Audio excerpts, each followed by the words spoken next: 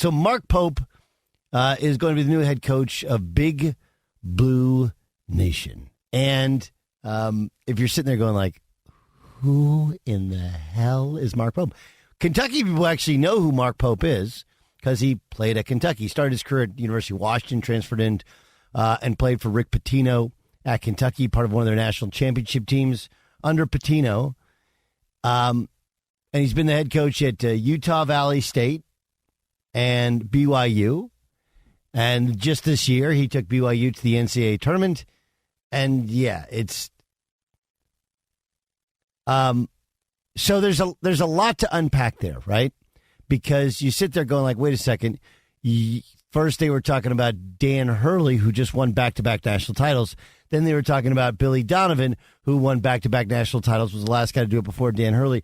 Then they're talking about Scott Drew, who'd won a national title and is a top 20 program year in, year out of Baylor. And now you're talking about Mark Pope, who I've never heard of before. Again, when I say I've never, I'm taking the average college fan of some level. But I got to say, I don't hate it. I mean, are we really going to do the whole circus where you have to have been in the SEC? Just like, let's just do the SEC musical chairs. Like Bruce Pearl would work, but also Bruce Pearl's probably 5 years from not coaching anymore. And he already is in the SEC. And you bring a guy home. And I love the people like, well, look at the recruiting classes he's had. He's at BYU. and people know I'm big in the Mormon community. I am. When I was in Connecticut, I literally had Mormons on each side of my house and incredible neighbors and people. So much so that I am Brother Doug to many people. I'm being only half facetious because I really do have a lot of Mormon friends. But, look, we all kind of know the deal. You have to sign an honor code, and they actually live up to that honor code in terms of no sex, no drugs, no rock and roll in college. And he's done some unique things at BYU, and this year they shot more threes than twos. He's played in the NBA. I don't know, We make it out like you have to have been some carnival barker in the past to coach at Kentucky, and maybe you could just coach because you played there and you know how to coach basketball, and we'll see if people leave him alone. How much is it? Because I think that there are a lot of schools that feel – I think there are a lot of schools at a certain level that have a let's bring him home guy, right? And it's not every school, but you have that guy. Honestly, you may be it for Oklahoma State, but that's a completely different story. The point is Kentucky seems to be this different animal where bringing a guy home is not good enough. And I don't know if it's a third choice, fourth choice, that sort of syndrome, but it sure doesn't equate to any other basketball program in college basketball, because Kentucky really isn't like any other program in college basketball. No. Doesn't mean it's not a precursor for success. Billy Gillespie, when he went there, everyone, myself included, would have said, man, that'll work, right? But I also think that part of it is the timing of how things went down, in that many of these coaches had already turned down a different job, whether it's the Arkansas job or any of these other jobs, the Louisville job. And so they had already gone back to their athletic directors who had, promised them more money and promised them more NIL, or some of them just have these ridiculous buyouts. And maybe you just sat there and go okay, Mick Cronin would be great, but I got to pay a $16 million buyout. And why would I can bring a Kentucky guy home? Obviously, I believe that every school is different, but for my school, I thought bringing somebody home is important because the basketball coach, the football coach, the baseball coach, the now retiring wrestling coach, John Smith, all alums.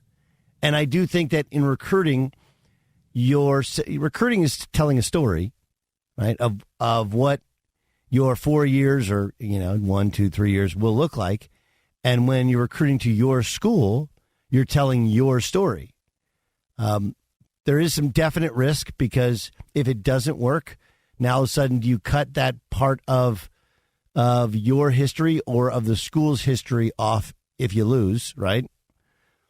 But there's also a ton to be gained for when it's your guy. There's a lot, maybe more loyalty. There's an ability to translate what it's like to be a part of Kentucky's Big Blue Nation. And by the way, as much as we could sit here and go, hey, he's not as accomplished as X, Y, and Z, if we're looking at the 5 biggest jobs, right, the 2 others on the Eastern Seaboard, right, North Carolina and Duke, they're both coached by alums. Both of them were never head coaches before they got that job.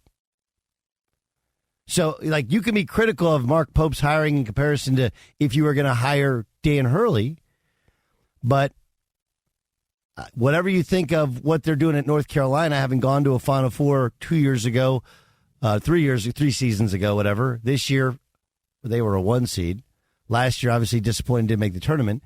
And at Duke, John Shire is an alum, and they had never coached before at all as head coach. They've been assistant coaches, but had never been head coaches at all. And then, of course, at UCLA, you have Mick Cronin, who was a well-decorated head coach before he got that job. And then Kansas was Bill Self, and, of course, he was a well-decorated head coach.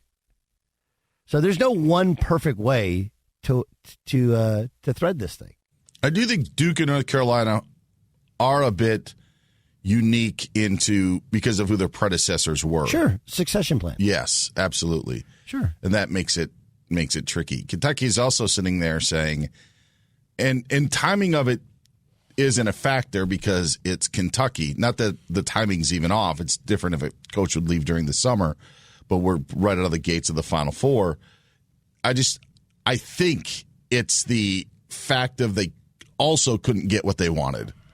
They were turned down, or the fan base feels that they were turned down by those other options. It's funny because it's like the fan base turning on one of their own in Mark Pope is the exact reason that a lot of these coaches are like, whoa. Sure. it's like what movie is it? Is it, oh, man, is it Kingpin? Yeah, I think it's Kingpin where he says, who you calling psycho? Yeah. You know? It's like, man, your fans are crazy. That's why coaches are like, what do you mean our fans aren't crazy? We just didn't want to hire some guy that we don't like. He's like, what? But he's one of your own. And he's one of your own. Who you calling psycho? From one of your best teams that you've ever had as a school. Yes. You know, that 96 squad I know was Mark. amazing. Here, I know how I know Mark. It's actually this is actually one of my funnier stories.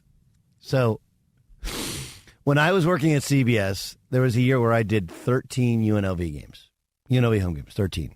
I was living in Southern California like I am now, and I was doing all those Mountain West games, and they were really good. Dave Rice was the head coach. By the way, Dave just got a junior college head coaching job after, I think it's what's it called? Snow Canyon? Snow Junior College, I think, which is in Salt Lake City. I believe that's the one he just got. Congrats to you, Dave. And he was at Cal Baptist. So I would take off, and it got to the point where I was like, hey, do you guys mind if I just like fly in day of the game? They're like, yeah, no problem.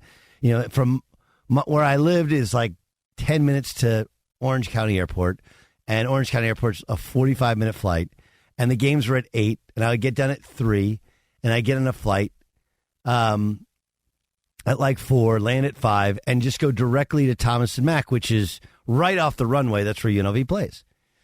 And so without fail, I would land, and I would text Dave Rice, hey, man, do you mind if I come up to the office? And usually I would go right up. Well, one of my numbers for Dave Rice, I kept it was Mark Pope's number because Dave had been at BYU as an assistant coach, and he gave Mark his number for his school cell phone. So it was one of those where I would just, without looking, I had multiple Dave Rice numbers and typed in Dave Rice, and all of a sudden Mark Pope would start this conversation with me as if he was Dave Rice, but he was really Mark Pope. He's like, hey, Doug, it's actually Mark Pope. Wrong number. So I had like a probably 3-month-long text exchange going on with Pope. Were you catfished by Mark Pope? I was catfished by Mark Pope. That's exactly what it was. He's a great dude. He's very bright, very funny. I know people that have worked for him that like him. He's an immensely likable guy, which, of course, gives me all the fear in the world that he's going to Kentucky and those people will change him into some demonic figure. But I don't think that's going to happen. You know, And you can go and point out all these different coaches you could have had or whatever. But the truth is that you're kind of annoying. That's how people view you. I know I'm kind of annoying, right? In a different way. And like, if you're Kentucky, it's okay to not be for everybody. Lots of coaches were not people's first choice. Dana Altman was famously like not anybody's first, second, third, fourth, fifth choice at Oregon. That guy is amazing. This is one of those. We'll also do a thing where we criticize the what's it called when you hire a search firm. Everybody always criticizes when you hire a search firm. It's because they don't know what search firms actually do. Search firms make it so that you don't know who you're reaching out to, that all of the background work is already done, so that when you go and make a hire, like had they gone out and just been negotiating with Mark Pope, it would have been a much easier sale. All of these jobs, I mean, Louisville was open for, everyone knew was coming open forever, and you get the sense that who turned it down. But if you don't know who turned it down, it doesn't look nearly as bad.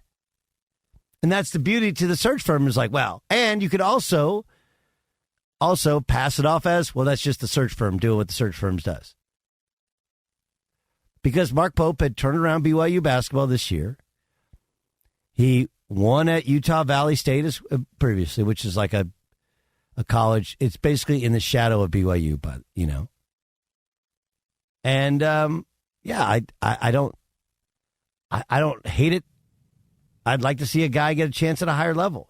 And it's the old question, if you can do that at BYU, what can you do at Kentucky? And the criticism of John Calipari was, well, that act had kind of run tired. So this guy has a completely different pitch spiel. I think a more you got to develop some talent now. You got to recruit out of the portal now. You got to be more creative now, because the old days of lining up and trying to get the 5 best high school products doesn't work. Doesn't work. There's a myriad of reasons. We can do a whole radio show, and I do think it'll get back to closer to working. The G League Ignite went away. If Overtime Elite goes away, I think, and with all the NIL and kids reportedly making 7 figures, I think more and more kids will go to and stay in college. But when they stay in college, again, it makes it harder to win with younger players.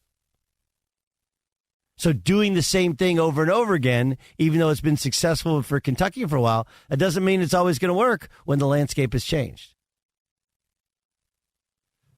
But I just think it's hilarious that Kentucky fans don't understand how they are perceived and how that perception drives a lot of people away. And the perfect example of it is the massive overreaction to one of their own, a Kentucky alum who just took his team to the NCAA tournament, getting the job, being met with, it's kind of like when you drink cough syrup when you're a kid. Oh, jeez, what is that? I find it hilarious that they would rather have Bruce Pearl and Rick Pitino, not because of their coaching ability, yes, but because of what Pitino had. He went to Louisville. Bruce Pearl has been a thorn on the side of Kentucky, whether he be at Tennessee or at Auburn or whatever. They would rather have those options than to have one of their own who, again, won a national championship with them almost 30 years ago. Yeah. Well, I love it, and people like to talk about loyalty, and then when you bring in one of your own, you're not. People are so disloyal and don't even want to give it a chance. So, and then of course you have the Pope, the fact that he's the Pope, and it's the head coach of Kentucky. And I think you tweeted out yesterday with the white smoke. Yes. Right? 6 likes, I think it got.